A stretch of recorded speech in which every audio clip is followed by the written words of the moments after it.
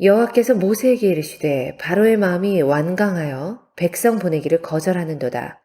아침에 너는 바로에게로 가라.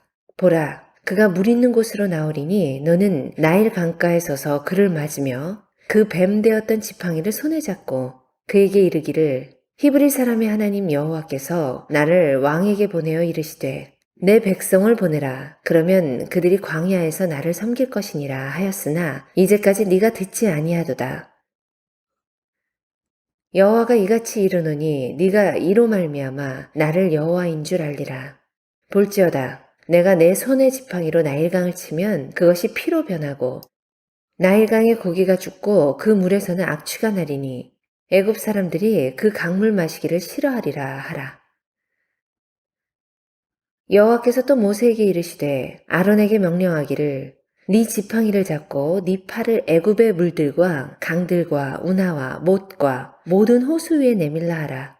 그것들이 피가 되리니 애굽 온 땅과 나무 그릇과 돌그릇 안에 모든 피가 있으리라. 모세와 아론이 여호와께서 명령하신 대로 행하여 바로와 그의 신하의 목전에서 지팡이를 들어 나일강을 치니 그 물이 다 피로 변하고 나일강의 고기가 죽고 그 물에서는 악취가 나니 애굽 사람들이 나일강 물을 마시지 못하며 애굽 온 땅에는 피가 있으나 애굽 요술사들도 자기들의 요술로 그와 같이 행하므로 바로의 마음이 완악하여 그들의 말을 듣지 아니하니 여호와의 말씀과 같더라. 바로가 돌이켜 궁으로 들어가고 그 일에 관심을 가지지도 아니하였고 애굽 사람들은 나일강 물을 마실 수 없으므로 나일강가를 두루 파서 마실 물을 구하였더라. 자, 우리가 계속해서 출애굽기를 말씀을 나누고 있습니다. 올해가 이제 얼마 남지 않았지만 출애굽기 말씀을 통하여서 하나님의 뜻과 하나님의 말씀 그리고 하나님의 은혜를 경험하시길 주 이름으로 축원드립니다. 자, 우리가 지난 시간 나누었던 내용을 다시 한번 기억해 보겠습니다. 모세가 바로 앞에 도착을 합니다. 그리고 내 백성을 보내라는 하나님의 말씀을 전합니다. 이때 바로가 모세의 기적을 한번 보라고 그렇게 시킵니다. 그러자 그 말에 모세는 들고 있었던 지팡이를 던집니다. 그랬더니 그 지팡이가 뱀으로 변하였습니다. 바로는 이런 상황 속에서 놀랄 법도 하지만 놀라지 않았습니다. 대신에 자기들의 현인과 마술사들을 부릅니다. 이때 그 현인과 마술사들도 모세의 기적과 비슷한 기적을 일으킵니다. 그들의 지팡이도 뱀으로 바뀐 것입니다. 근데 그때 깜짝 놀랄 만한 일이 일어납니다. 모세의 지팡이가 그 마술사들의 지팡이를 집어 삼킨 것입니다. 그러나 이때도 바로는 별로 요동하지 않았습니다. 그럴 수 있는 일이라고 그는 생각을 했던 것이죠. 그 정도는 누구나 다 할 수 있는 능력이라고 그가 생각을 했었습니다. 그러나 그것은 이제 시작에 불과하지 않았습니다. 이제 본격적으로 본게임이 시작이 되는 것입니다. 다음날 바로는 나일강에 갔습니다. 뱃놀이를 하려고 강에 간 것이 아니라 그들이 섬겼던 크눔과 하피라는 그 신에게 제사를 드리기 위해서 나일강으로 간 것입니다. 이때 바로의 문무백관들과 백성들이 모여 있었습니다. 모세가 그들 앞에 나일강을 그의 지팡이로 칩니다. 그러자 나일강은 순식간에 피로 변합니다. 물고기들이 죽어서 떠올랐습니다. 물은 순식간에 악취가 나서 먹을 수도 없게 된 상황입니다. 그 광경을 보고 있던 바로가 또 눈짓을 하더니 그들의 현인과 마술사들이 나타나서 모세의 기적과 비슷한 기적을 또다시 일으킵니다. 그들의 지팡이로서 또 그들의 물이 피가 되었습니다. 바로는 이번에도 대수롭지 않게 생각했습니다. 그 정도는 우리도 할 수 있다라고 그가 생각을 했던 것입니다. 그리고 궁으로 돌아갔습니다. 자, 그런데 이제 대단히 공궁한 일이 시작이 되었습니다. 왜냐하면 이제 애굽 사람들이 마실 물이 없어졌기 때문입니다. 이제 앞으로 이어질 재앙들은 다른 신들과의 힘겨루기가 아닙니다.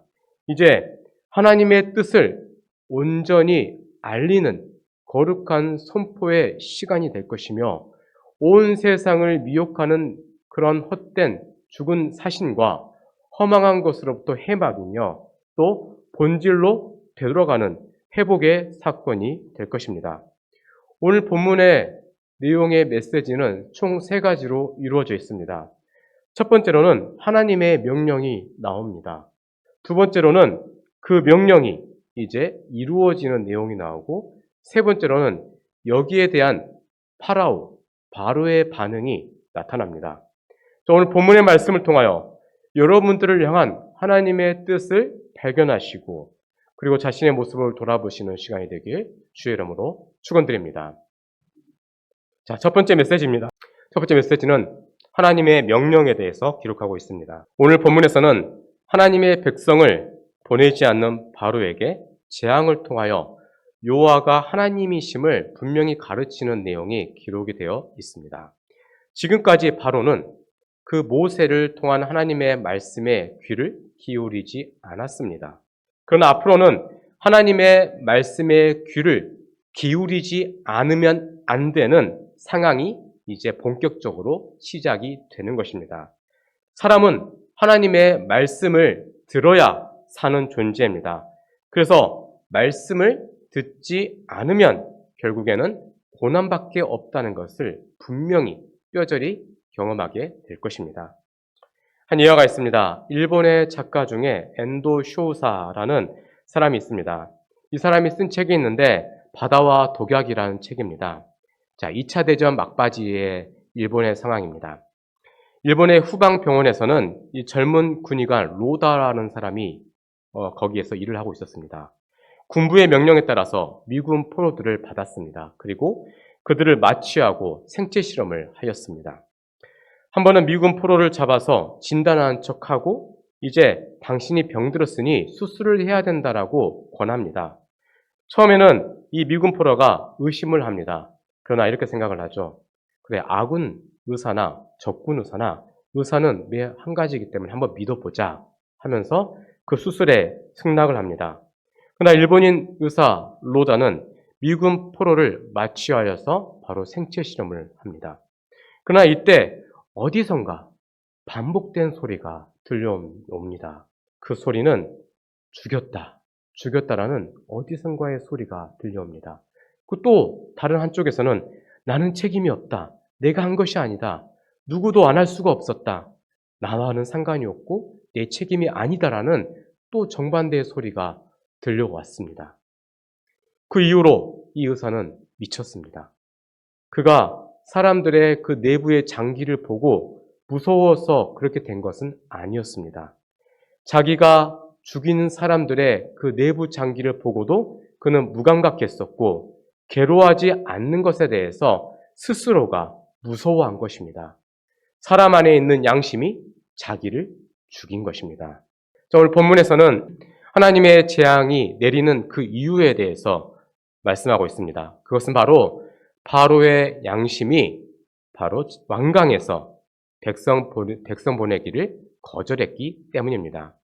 하나님의 백성은 하나님을 섬겨야 합니다. 그런데 바로는 하나님의 백성을 붙잡아 놓고 하나님의 종을 자신의 종으로 삼았던 것입니다. 내 백성을 보내라는 하나님의 말씀을 거부한 것입니다. 왜입니까? 그의 양심이 무감각해졌기 때문입니다. 그래서 말씀을 듣고서도 괴로워하지 않았습니다. 지금 자기가 얼마나 무시무시하고 엄청난 죄를 짓고 있는지를 그가 깨닫지 못하고 있었고 깨달으려 하지도 않았기 때문입니다. 이것은 나라의 지도자가 어리석으면 그 나라 자체에 그 나라에 얼마나 큰 재앙이 되는 것인지를 보여주고 있습니다. 이제 앞으로 애굽 안에 재앙이 시작이 될 것입니다. 이 재앙은 애굽의 신들을 징계하는 재앙이었습니다. 애굽의 신들과 싸우는 게 아니고 그들을 징계하는 것입니다. 오늘 본문에 나오는 나일강은 3가지의 신을 담고 있습니다. 자, 첫 번째는 하피라는 나일강의 신입니다. 이 하피는 이 비가 많이 오면 그 축복을 내리는 그 은혜라고 생각을 해서 애굽의 백성들이 그 하피라는 신에게 제물을 바쳤다고 합니다. 두 번째 신은 오시리스입니다. 그들의 나일강은 이 오시리스의 핏줄이라고 생각을 했던 것이죠. 그래서 홍수가 나면 이 신이 나타난 것으로 생각을 하고 또 제사를 드렸다 합니다. 세 번째로는 크눔입니다. 나일강의 수호신이었던 것이죠. 이 신들을 하나님께서 징계하시는 것입니다. 여러분, 하나님이 모세를 통하여서 애굽을 치실 때 단순히 나일강의 벌을 내리신 것이 아니라 나일강의 우상들에게 벌을 내리신 것이었습니다. 그리고 그 벌을 통하여 애굽의 신들이 얼마나 헛된 것인지를 보여주고자 하신 것이었습니다. 이제 애굽에게 내려진 본격적인 첫 번째 재앙이었습니다. 이전에는 생명의 냄새가 가득했던 나일강이 이제는 죽음의 냄새로 바뀌게 되었던 것입니다. 이제는 하나님의 말씀대로 물이 피가 되어서 마시지도 못하고 그 안에 있는 물고기들은 모두 죽게 되었습니다. 이번 재앙을 통하여서 이스라엘과 애굽 사이의 갑을 관계는 완전히 뒤바뀌게 되었습니다. 이전에는 이스라엘 백성들이 애굽 사람들이 보았을 때는 냄새나는 그러한 존재고 비천한 존재였으나 이제는 애굽 온 나라가 비천한 신세로 바뀌게 되는 갑과 을이 바뀌게 되는 상황이 첫 번째 재앙을 통하여서 나타나게 된 것입니다. 하나님은 지금까지 계속해서 기회를 주셨습니다. 그러나 바로와 온 애굽은 그 기회를 놓쳤습니다. 그래서 이제 그들에게는 재앙만 있을 뿐입니다. 한 예화가 있습니다. 어느 한 목재소 직원이 있었습니다. 그가 40대 초반에 실직을 당하였습니다. 회사로부터 청천벽력과 같은 해고 통보를 받은 것입니다. 이 미국 사람인데 당시에 미국은 2차 대전이 끝날 무렵이었기 때문에 극심한 불안 가운데 있었습니다. 그래서 회사도 어쩔 수 없이 이 사람을 해고할 수밖에 없었던 것이죠.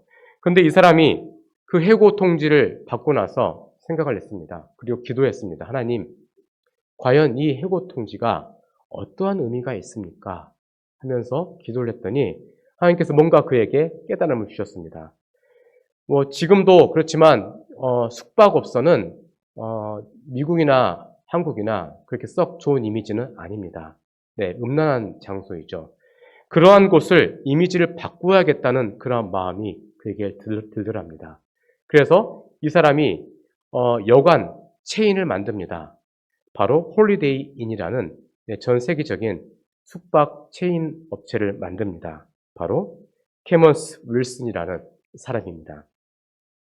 눈앞에 해고 통지를 받고서 절망의 늪에 빠진 것이 아니라 도약의 기회로 삼았던 것입니다. 여러분, 우리 안에 위기가 있습니까? 위기는 기회가 될 수 있는 것입니다. 위기는 위험한 기회입니다. 그렇지만 기회는 하나님 주신 것이기 때문에 반드시 그 기회를 붙잡아야 하는 것입니다. 유명한 명주의자가 있습니다. 바로 토스카니니라는 사람인데 이 사람이 관현악단의 일원으로서 본래 첼리스트였습니다. 악기가 크니까 악보를 볼 수가 없어서 그가 악보 전체를 다 외웠다고 합니다. 그런데 한 번은 연주회 직전에 지휘자가 갑자기 중환자실로 실려가게 되었답니다.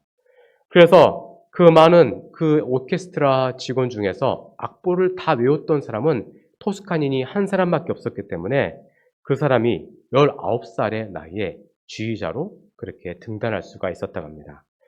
여러분, 위기를 기회로 만드는 사람이 있습니다. 바로 준비된 사람인 것이죠.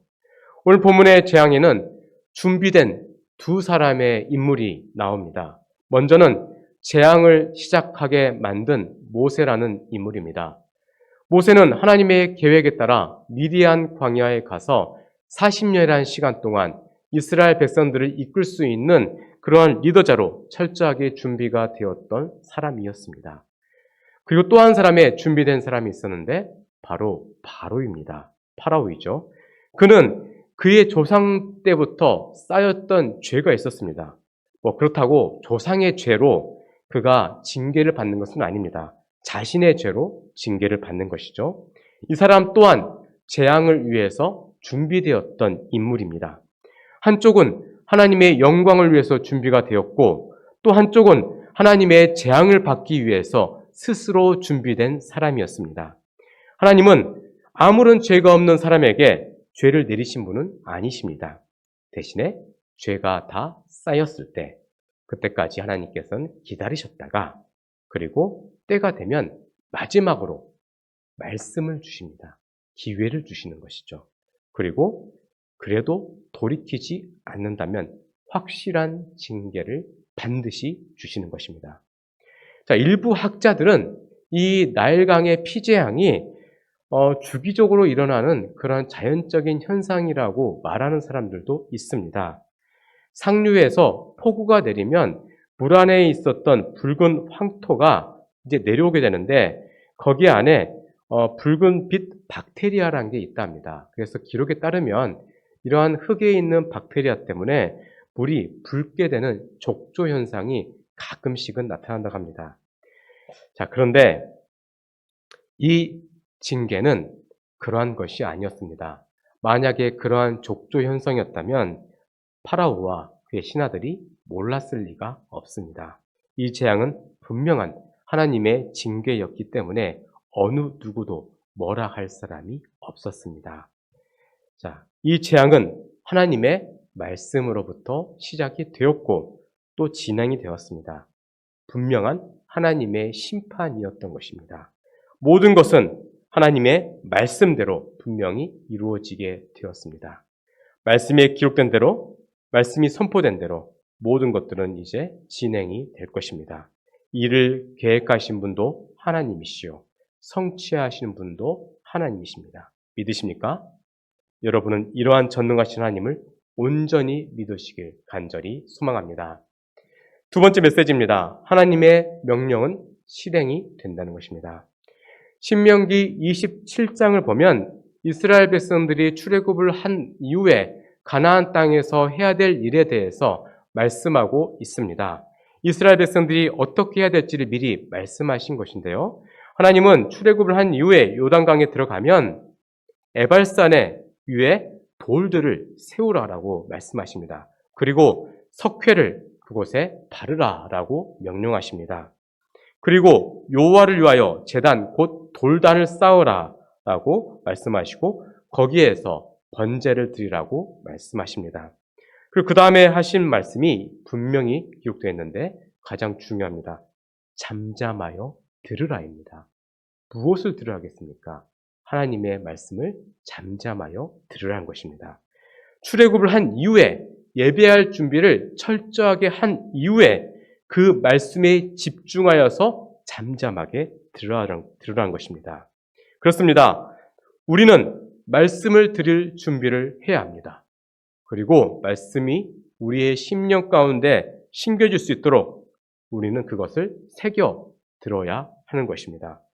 믿지 않는 사람들 우리에게 너희들은 예수 믿는 사람은 무조건 믿으려고만 하구나 라고 비난합니다. 그러나 여러분, 우리는 기록된 말씀이 분명하다면 그 어떤 것도 철저하게 믿을 수 있어야 할 것입니다. 그 어떠한 것도 하나님의 말씀이면 믿고 신뢰하고 따라가야 할 것입니다. 여러분, 바보 같다 할지라도 어리석다 할지라도 말씀을 신뢰를 해야 되는 것입니다. 왜냐하면 믿는 것이 하나님의 일이기 때문입니다. 믿으십니까? 우리가 해야 될 것은 무엇입니까? 믿는 것입니다. 우리의 가장 큰 죄는 무엇입니까?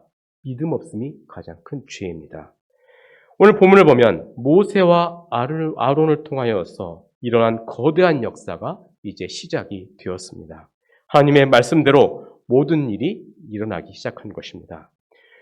요나서를 보면, 요나서 3장을 보면 하나님의 말씀이 요나에게 임합니다.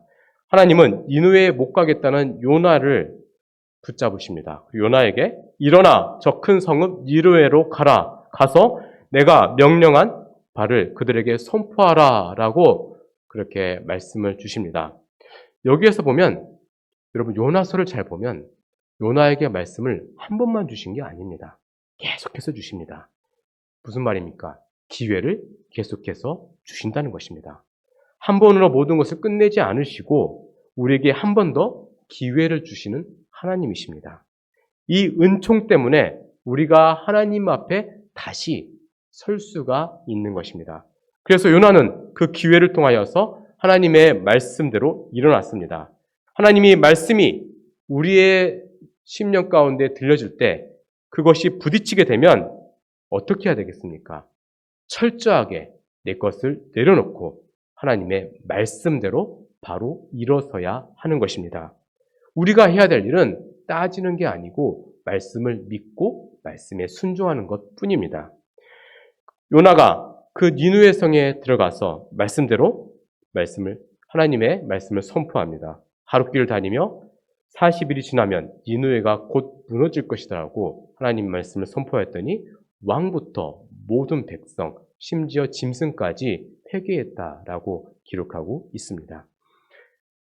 그래서 그들은 재앙에서부터 벗어날 수가 있었고 살아날 수가 있었던 것입니다. 만약 바로가 이러한 니느웨 백성들처럼 회개를 하였더라면 애굽에는 10개의 재앙이 일어나지 않았을 것입니다.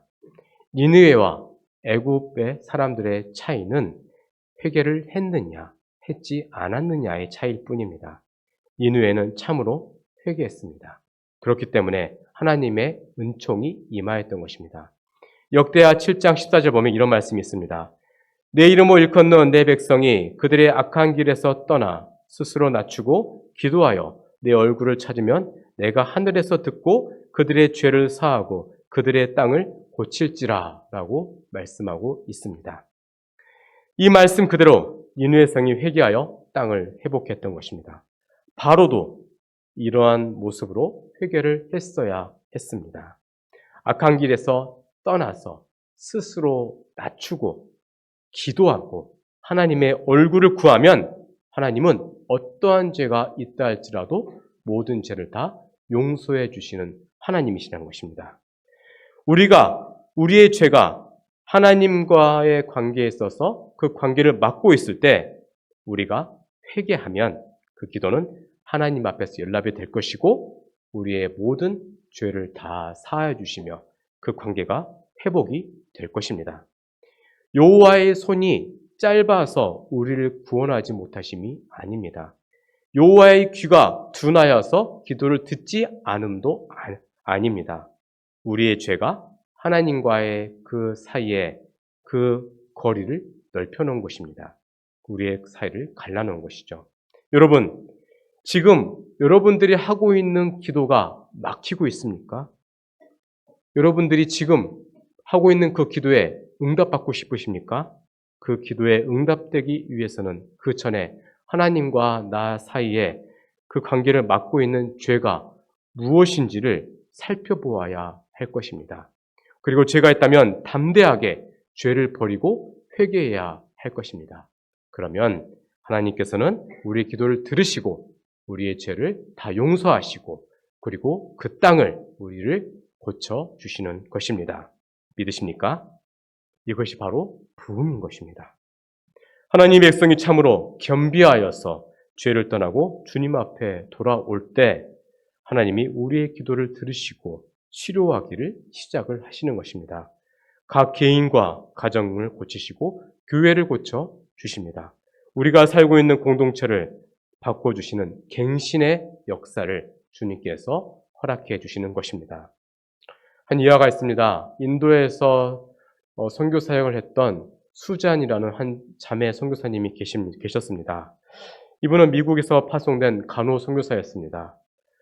이분이 사역한 곳은 인도의 마드라스라는 곳에서 사역을 하셨는데 수잔이라는 이 여인이 어찌나 열심히 특심이었든지 쉬지를 않고 그렇게 사역을 했더랍니다. 결국에는 이 여인이 열병에 걸렸습니다. 그래서 주변 사람들이 이 수잔에게 쉬라고 권면합니다. 병원에서도 쉬라고 권면합니다. 그런데 늘 수잔은 이런 이야기를 했다고 합니다. 나를 이곳에 보내신 그분의 명령이 없이는 제가 쉴 수가 없습니다. 라고 이렇게 대답을 했더랍니다. 그래서 병원 측이 미국 선교본부에 편지를 보냅니다. 수자라는 자매가 영 이상합니다. 쉬지를 않고 일을 합니다. 그랬더니 선교 본부에서 돌아오라고 소환 명령을 내립니다.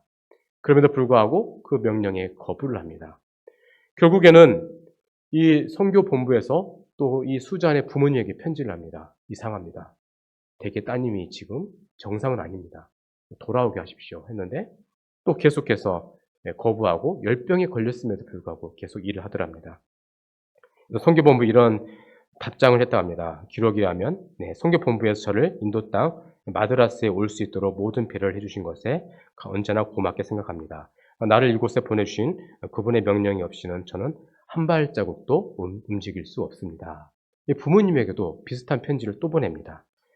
부모님이 저에 대해 큰 애정에서 저를 염려하시는 심정을 압니다. 그러나 저를 이 땅에 보내주신 그분은 부모님이 아니십니다. 저를 이 땅에 보내신 분의 명령이 없이는 저는 한 발자국도 못 움직입니다.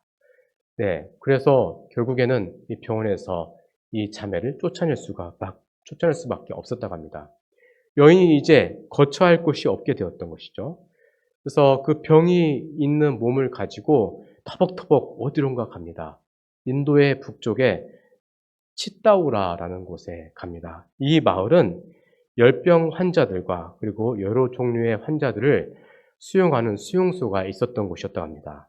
수자는 이곳에 스스로 감금되어서 거기에 있는 환자들을 돌보았습니다. 근데 이때부터 이 복음의 역사가 나타나기 시작했다고 합니다. 이 자매가 들어간 이후로 수용소에서 찬양 소리가 울려 퍼지고 기도하는 소리가 들렸다고 합니다.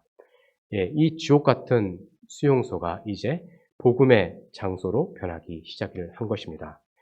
사실 이곳은 오랜 인도 사역의 역사 가운데 선교사들이 단 한 번도 발을 디디지 않은 곳이었다고 합니다. 그런데 놀라운 것은 이 자매가 여기서 선교 사역을 하고 나서 수많은 사람들이 주님께 돌아오는 역사가 일어났었다고 합니다. 마을 사람 절반이 예수를 믿게 되었다고 합니다. 그럼 하나님께서 왜 이 자매를 쓰셨겠습니까? 주님께서 원하는 자리에 자매가 있었기 때문입니다. 그리고 하나님의 음성을 들었기 때문입니다. 우리는 언제나 하나님께서 원하는 자리에 서 있어야 합니다. 특별히 그 장소는 말씀을 듣는 장소입니다. 사람이 우리를 맹시하는 자들이라고 바보 같은 사람이라고 우리를 비난할지라도 거룩하고 귀한 하나님의 말씀을 듣는 자리에 우리가 서야 합니다. 그래야 우리가 살아날 수가 있는 것입니다. 자, 그리고 우리는 그 말씀에 집중해야 합니다. 집중한다라는 그 단어의 원어적 의미는 버릴 수 있다는 것입니다. 여러분, 하나님의 말씀이 내 안에 들어오면 내 것을 비로소 버릴 수 있어야 될 것입니다. 내 생각이 맞겠습니까? 하나님 말씀이 맞겠습니까? 하나님 말씀이 맞는 것이죠. 그러면 내 생각을 철저하게 버릴 수 있어야 되는 것입니다. 자, 그래야 우리는 살 수가 있습니다. 한 일화가 있습니다. 과거에 일본이 태평양 전쟁을 일으키고 이제 그 전쟁에서 졌습니다. 물론 전쟁에서 진 여러 가지 이유가 있는데 그 중에 하나의 이유를 꼽자면 바로 과달카탈 전투에서 그들이 졌기 때문입니다. 일본은 왜 그 과달카탈 전투에서 졌겠습니까? 그 내용이 참으로 흥미롭습니다. 일본이 과달카탈이라는 조그만 섬의 비행장을 만들었습니다.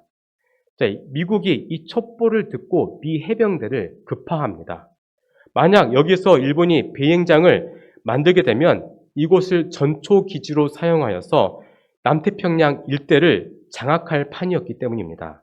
그러나 이 비행장을 완벽하게 만들지 못하면 일본은 항공모함이 있는 미국을 절대 이길 수가 없었습니다. 그만큼 미국이나 일본 모두에게 이 과다카탈에서의 이 전투기는 매우 중요했고 이 전투기 공사를 완성을 해야 되는 상황이었던 것입니다. 일본은 그곳에서 오래전부터 백병전을 세워놓고 이것을 하려고 준비를 하고 있었습니다. 막상 전쟁이 터지자 젊은 장교들은 백병전은 절대 이길 수 없다는 것을 깨달았습니다.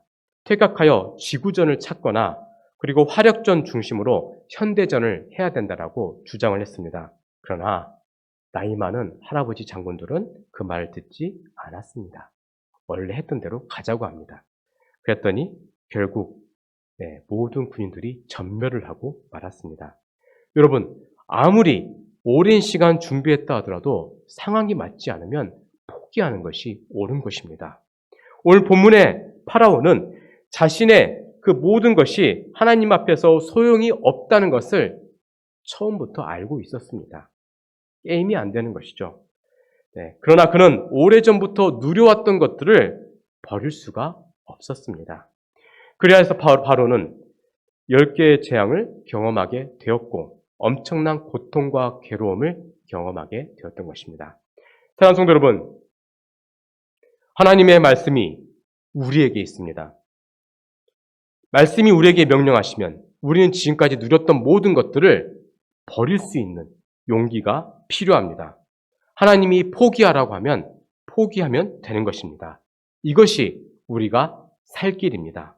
여러분, 이러한 믿음을 가지시길 주 이름으로 축원드립니다. 자, 세 번째 메시지입니다. 바로의 반응이 있습니다. 오늘 본문을 보면 하나님이 나일강과 그 강에 연결된 모든 운하와 셋강까지 애굽의 모든 물을 피로 물들였습니다. 그러나 바로는 이 놀라운 광경을 보고도 놀라기는커녕 자신들의 그 마술사와 현인들을 불렀습니다. 바로는 이 마술사들이 하는 이 마술이 가짜인지 진짜인지 사실은 관심이 없었습니다. 왜인지 아십니까? 왜냐하면 교만에 사로잡힌 사람은 자신이 믿고 싶은 것만 골라서 믿기 때문입니다. 그러므로 마술사들은 마음 편하게 속임수를 펼쳤던 것입니다. 그들은 바로 파라오 그 한 사람만 속이면 되는 것이었습니다. 그리고 파라오는 그들이 어떤 짓을 하든지 간에 이미 스스로 속기를 그가 원했기 때문에 마음 편하게 속아 주었습니다. 죄인들이 죄에서 회안하지 못한 이유가 있습니다. 그것은 바로 이런 것이죠. 많은 경우 죄인들은 자신들의 죄를 정당화하고 합리화하기 위해서 자신이 하는 일이 옳다라고 스스로 체면을 걸기 때문에 그것이 설령 아닌 것 같아도 그것을 믿어버리기 때문입니다. 이게 바로 파라오의 모습이고 죄인들의 모습인 것입니다.